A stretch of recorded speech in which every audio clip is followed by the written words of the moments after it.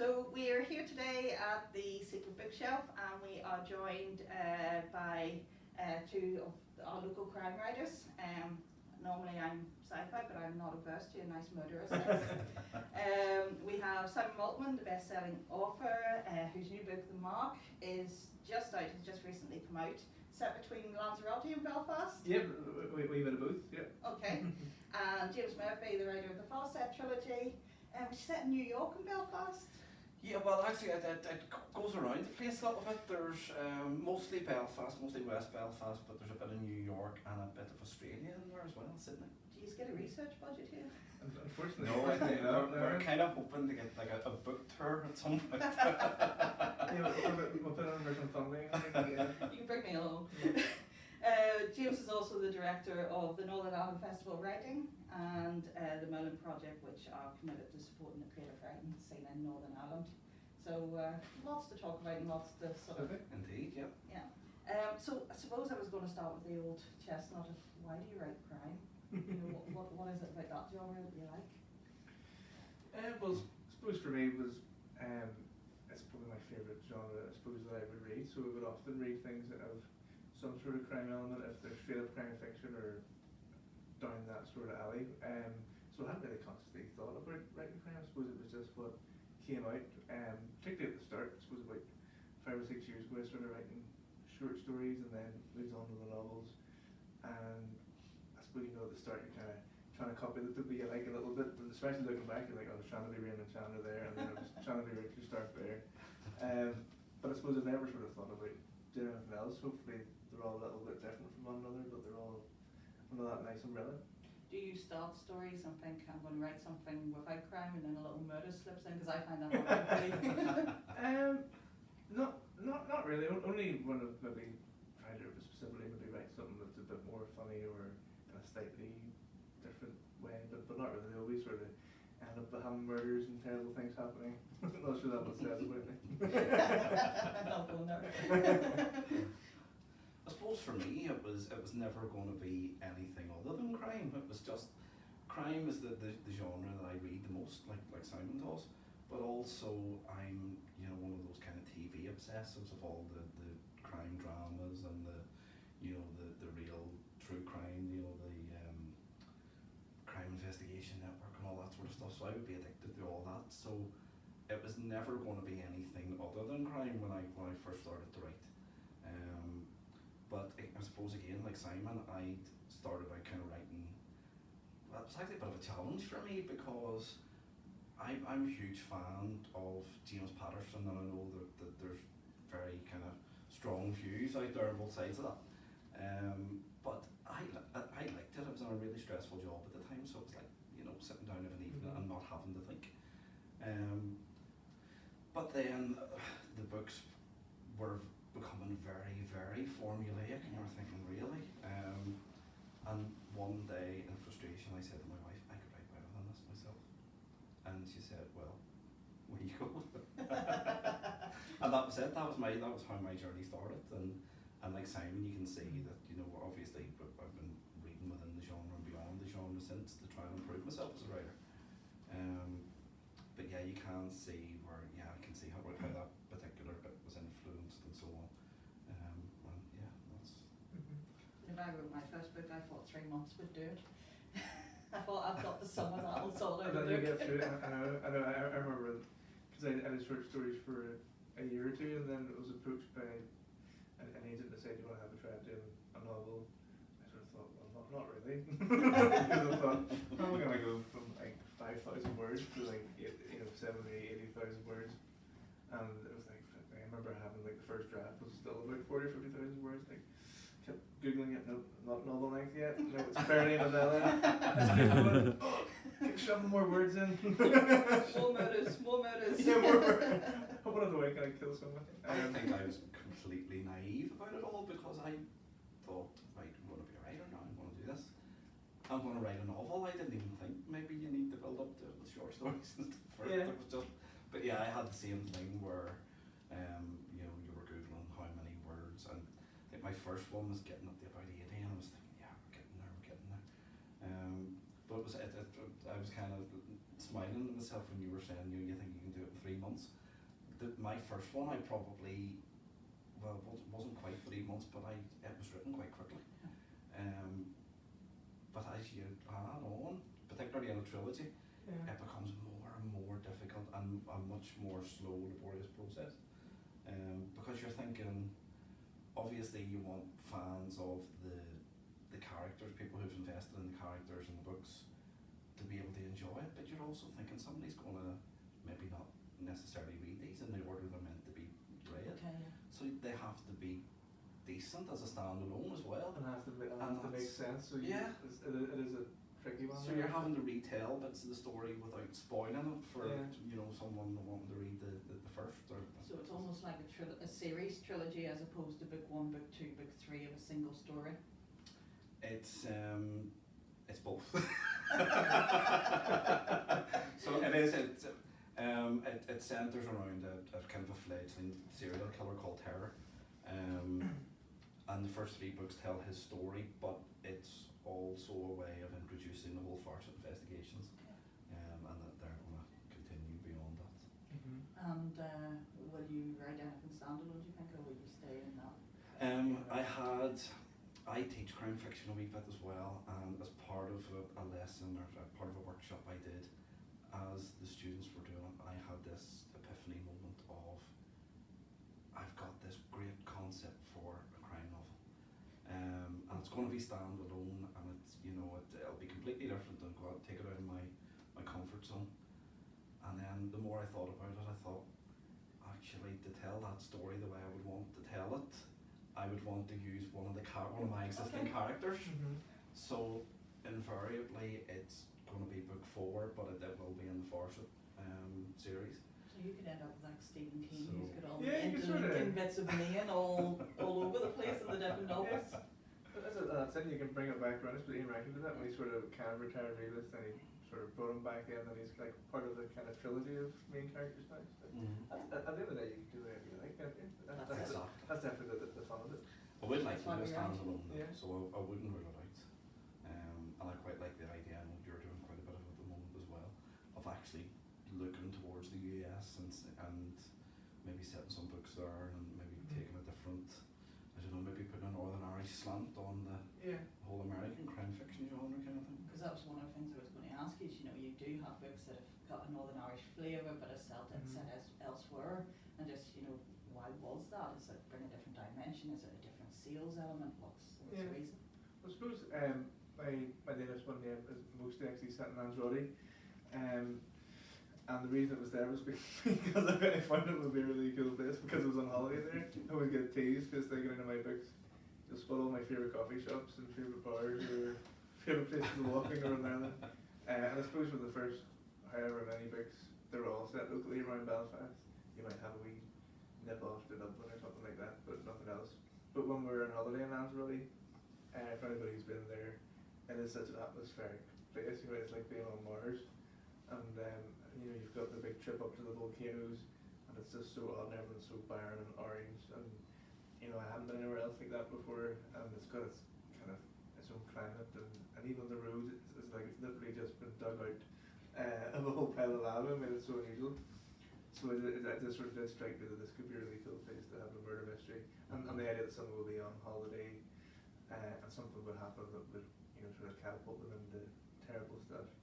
And particularly having the volcano there, I think when we were driving back down from it, it's really odd there because it is so barren. There's all these little vineyards, but it's very odd. There's like these tiny little stones which sort of tries to shelter them because it's so hot and because there's hardly any rain. You see all these little fledgling vines. It's quite unusual. But there's a little like cabin up on the woods, and I thought that could be a good place to have someone held hostage. As we were on our bus trip, I didn't say to the kids. But I do remember having the idea, and then I mean, you are probably the same. When you do have that little journey, sometimes it's very exciting and you start making your notes. And I think that's the most fun bit anyway of the whole writing thing. Once you have the initial idea and you flesh it out a little bit. I mean, it's Paul Waters who's brought out the Blackwater Town recently. Asked on Twitter if there's anywhere that you've been on a holiday where you haven't felt like you should sniff it.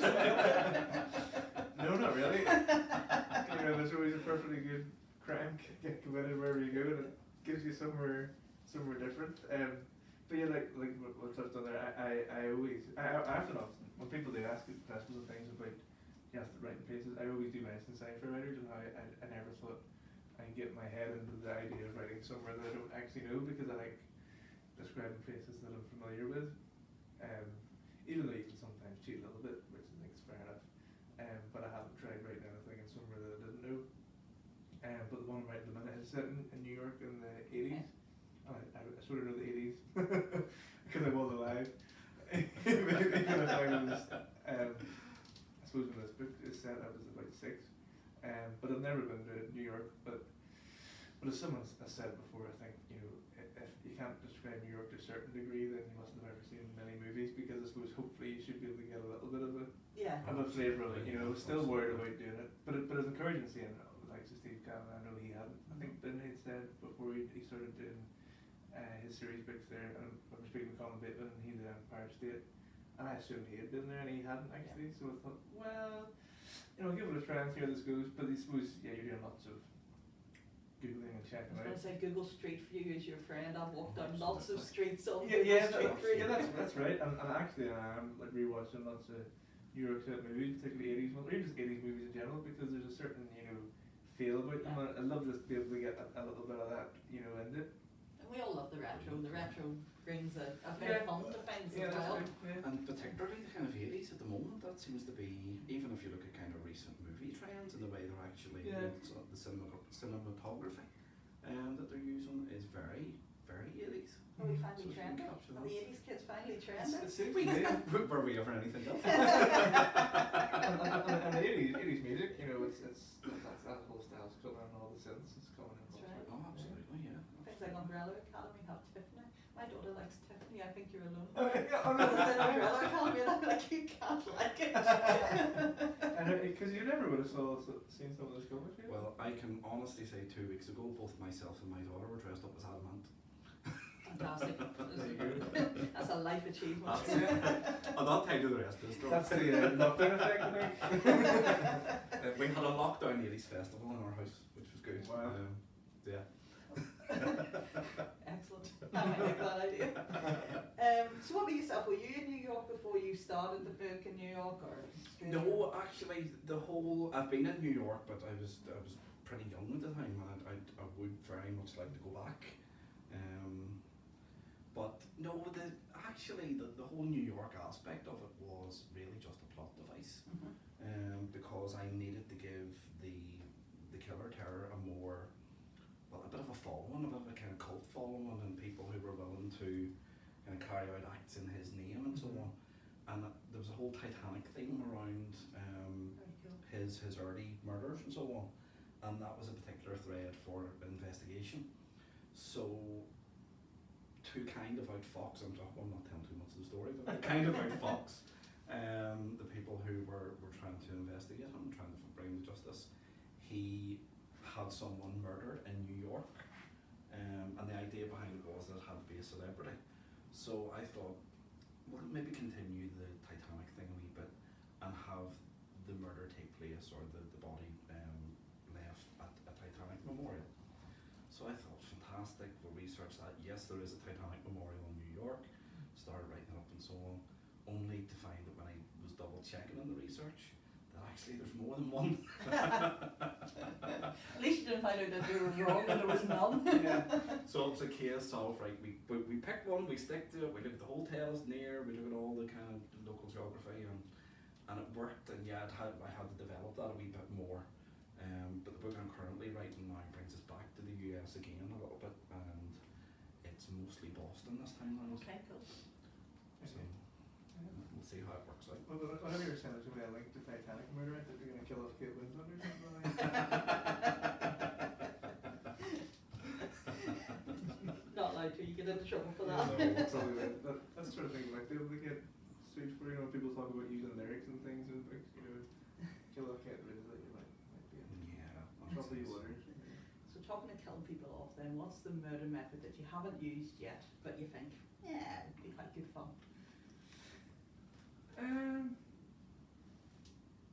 I've probably used quite a It's quite a few. Actually, I was rewatching Suspicion the other night for the first time in years, the Hitchcock one with Cary Grant, and there's a crime writer in it. He's their neighbour, and he's trying to get all these tips from her because there's allegedly a secret poison that can't be traced. Oh, cool. But I did have a killer in the Sidewinder a couple of books back, and I was researching all about different poisons, and there are some quite good poisons that can't be traced too well. But it's the old story about the Google history can be very, dodgy looking if anybody was to ever look at it. Yes. About what way can you murder people this way, and what sort of effect would poison have. Google stuff like, how heavy is a dead body, can two people carry it, how far can you carry it, and things.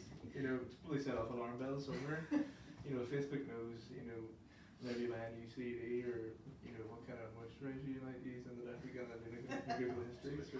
Do you have like research sites that are particularly sort of, is there murder 101s out there to go to, or? Not really. I tend to, as I said before, I tend to watch a lot of the crime TV stuff. So if something comes up in one of those that I think, oh, that's a good way to kill somebody, I constantly have my phone beside me with the notebook part of them, and I'm constantly jotting down notes on what what they would look for in the autopsy and would it show up and all that sort of stuff. But like Simon, my Google history is I'm surprised I haven't been arrested by now. Yeah. And as I said, I teach crime fiction as well. So last night I had a Zoom lesson with quite a few of them, and it was about how, well, part of the exercise was about how they would view a crime scene as their hero character, so as their Really cool. police person. Yeah. And they'd written up their crime scene, and so what I basically was then doing with them was, let's look logically, let's see, can you write this up, will it make sense? So as they were calling out what they'd written and what their police person was saying, I was jotting it all down. So that I could say, right, well, obviously this wouldn't work because, and that wouldn't necessarily happen or couldn't necessarily happen. And then I looked down at the sheet and thought, if anybody came in here, looked at the computer, and then saw all these kind of different ways of killing people. Right. So I don't have a go-to site as such, but definitely the Crime Investigation Network's a friend. Yeah. Yeah. Please, fictional.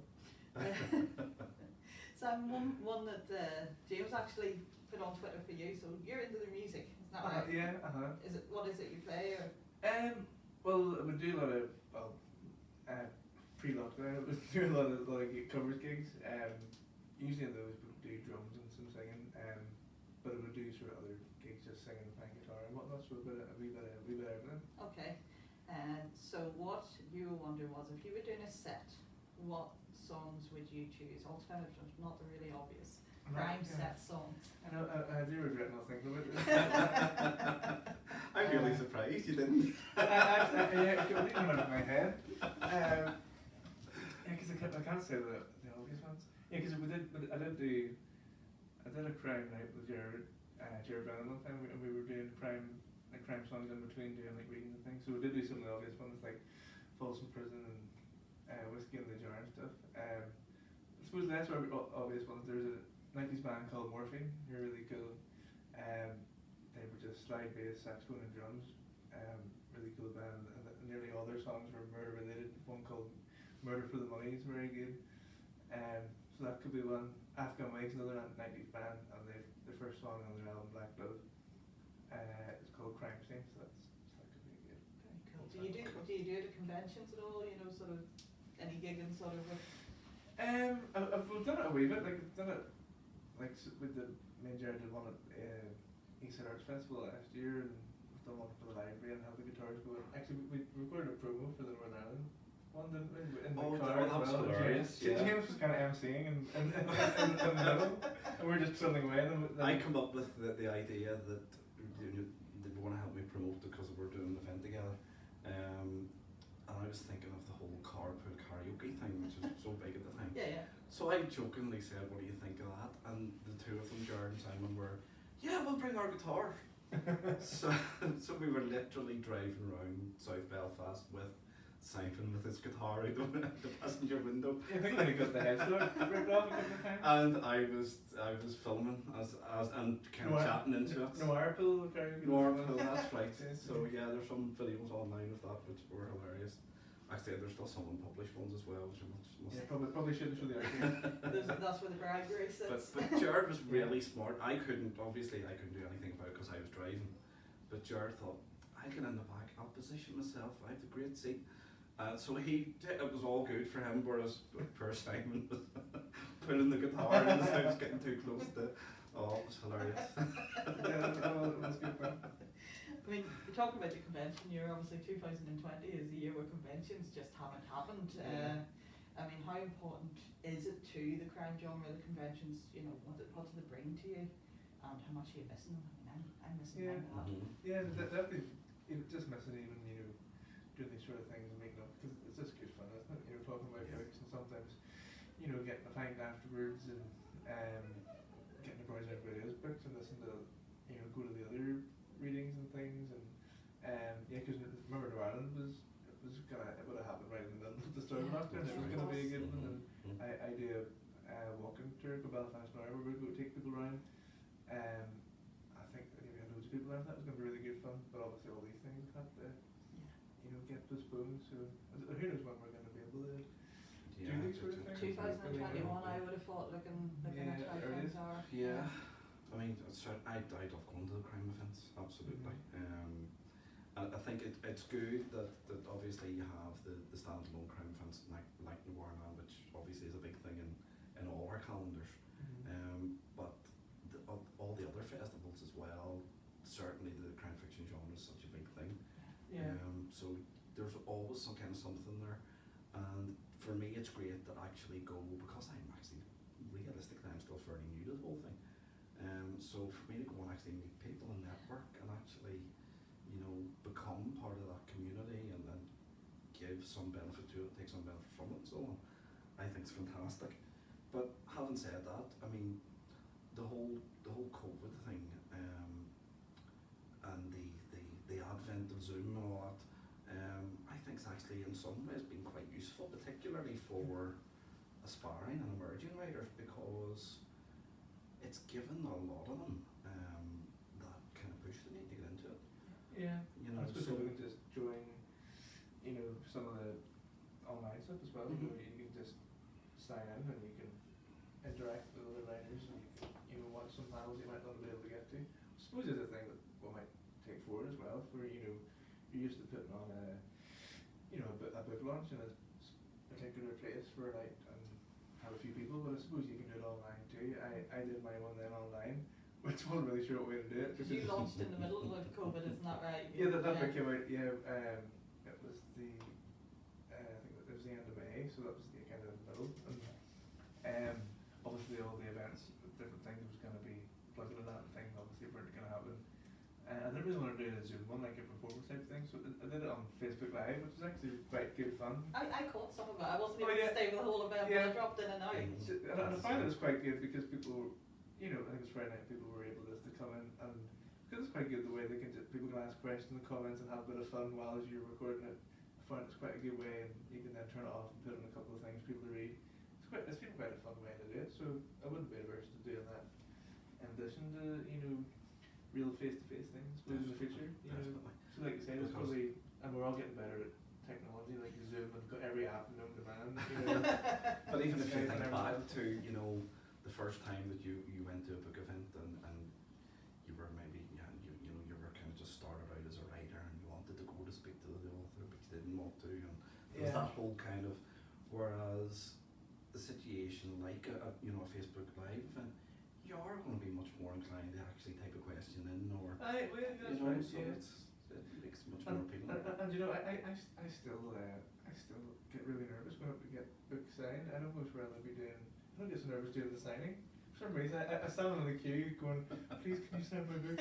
I don't know, even if one of some of the authors who I know fairly well, I don't know. I just don't like. I like getting them signed, but I don't like doing it. I don't know why. My bit is freezing whenever someone comes up to me and I go, what? Should I write something special to them because I know them, and if so, I know, write that's something right. witty or. Yeah, that's true. Or if you know someone vaguely and you're not quite sure of their name, Oh yeah. it's even worse. Like, oh, all the best. Hope you enjoy it. I've got my get out of jail free now. yeah, that's true. Yeah. Yeah, no. I mean, it's an interesting one in terms of COVID because obviously you're saying you deliver courses. A lot of people who deliver courses have lost courses to deliver. The festivals aren't happening, which a lot of the writers rely on for their income. So, I mean, I suppose I wonder where you think the writing community is with COVID, and you know also what sort of support there is for them. I know the Arts Council, particularly Damien Smith, the head of literature and drama, has been absolutely fantastic to. Yeah, it's great to see all some of the different things that have come through. And obviously the CM's open at the minute. I think it's open for another week or. I think it's the end of this week. I think it's Yeah. Friday it closes. Yeah. It's obviously when COVID hit, I was doing quite a bit of work for our local council, teaching crime fiction in Clotsworthy House, which was beautiful. But obviously all that stopped, and I have to say I'm very thankful to the Arts Council because they then stepped in. I wanted to extend the course, and I was looking for opportunities and ways of doing that, and actually bringing it online was a way of doing that and extending it. And it actually got to the point where I had so many people that signed up for the course that I got really scared and didn't want it. but we're like 5 weeks into it now, and to me I see it as actually one of the few positives of COVID because I'm able to develop myself as a writer and myself as a teacher, but also there are so many more people getting access to the arts now because of because I've went online essentially. So yes, the arts has been hit very, very hard. I mean, nobody's going to say otherwise, but there have been silver linings anyhow. Yeah, absolutely. And we were all supposed to be writing during our lockdown. I don't know about anybody else, but writing was kind of went out the window for me for a few weeks. Definitely at the start, I could, I think sounds like most writers I talked to would have been the same because, I think it was just everybody's heads were just mangled. I think everybody in the world, I suppose. I was researching because I'm a dystopian writer, so I was doing research. Yeah, and sort of like, can I come up with something that's crazier than what's going on, outside, and what can, that's what, a thing you heard a lot. what could you imagine, Yeah. But actually, I found after a few weeks, I couldn't concentrate on the novel I was trying to start, but I went back to doing short stories, and actually really enjoyed that because maybe just it was a shorter thing to concentrate on, over a couple of nights and get a first draft. And I ended up doing I think 3 or 4, and I've got a few coming out in different anthologies. So you're going to be in the Shisata Christmas anthology. Yes, yeah. Yeah, we're both in that. So. Yeah, that's right. I really enjoyed, doing that, writing a Christmas horror story in March in the middle of the lockdown. If you want escapism, you've got that, and I had Tiger King, so it was, fine. Lots of distractions. Absolutely. I still haven't finished Tiger King. Again, Oh, no? I'm a wee bit scared of that. There's a great plot. Try not to give anything away. But the fact that the tigers are the least interesting thing going on. The least scary. Yeah, you'd stay with tigers any day. Yeah. The other thing I was going to ask you, because it's always good when we have writers in and who know the scene, recommendations. Who are you reading at the minute? What sort of crime writing do you think is out there at the minute that's really exciting and worth looking up? Well, over lockdown, I've read quite a lot of books and a lot of local ones. One that really stands out is the Last Crossing, Brendan McGilloway's recent book. It's amazing. I haven't got to that yet. It was interesting because I think he started writing it maybe nearly 2 years ago because I was doing an Aspects Festival and we were all meant to do a short reading, and he said I'm going to read something that I'm working on at the minute. And he read this very short passage, and it was about a group of people who were returning to a grave from dealing the Troubles, where they had buried someone and they're coming back there sort of 30 years later. And I thought this is brilliant. I'm going to really like this. So I had a long time to wait because it's just come out. But it really paid off. I mean, it's a really good story. It's really interesting, sort of stamped on post Troubles. I suppose it does it really well, and it fits between what was happening there, I think, in the sort of 90s and then to now, and the characters and what's sort of gone in between. But it's really Fantastic. good. Yeah. I was was actually there that night as well, and Oh yes, yeah. I marvelled at the bravery of Brian just saying, I'm going to do something new, and he had like an A4 type sheet. And Yeah, it I thought was, yeah. that's amazing. Yeah. And equally, I was enthralled. I was thinking, I can't wait till this comes out. But my to-be-read list is getting out of hand now, really. I think we're all the same. Yeah. As far as local authors goes, one of the best books I have read by a local author in a while, I have to say, is The Mark by Simon. Okay. Fantastic. It's a book. I know, fiver, it's yeah. great, isn't it? Is it 10? I think so. He said he was going to beat me up. In terms of local authors, Kelly Creighton's new Yeah, it was great. the sleeping season was fantastic as well. And Kelly's coming into probably the week after you. She'll be in conversation with Oh, Sharon yeah, Dempsey, brilliant, talking about the sleeping season. So, Yeah, there's going to be another one out later in the year, I think. yeah, Yeah, I think we're launching around about the same time actually. fantastic. I think we're both in November. I'm hopefully launching early November, and I think she's later on in the month. I've also been reading, obviously, the likes of Stuart Neville and Steve Kavanagh, and I'm a huge fan of the whole Two Crime Writers and Microphone Oh, it's podcast. fantastic, yeah. So Yeah. I hadn't actually read of any of Lucas' stuff before, but I finished the 6 recently as well, and it's fantastic. Yeah, I read that too. It's good, isn't it? Mm. Yeah.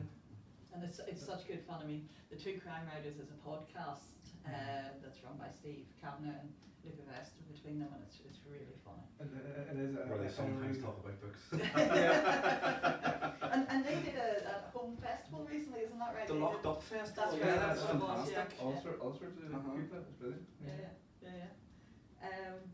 I want to thank you both for coming in today. Thanks for having us. It's been really nice to do Absolutely. that. It's been really nice, and you're going to sign some books and leave them here. So if anyone wants to pick up recommendations and whatnot, thank you very much. Sounds good. Thank Thank you you. very much. Great Great to have stuff. us.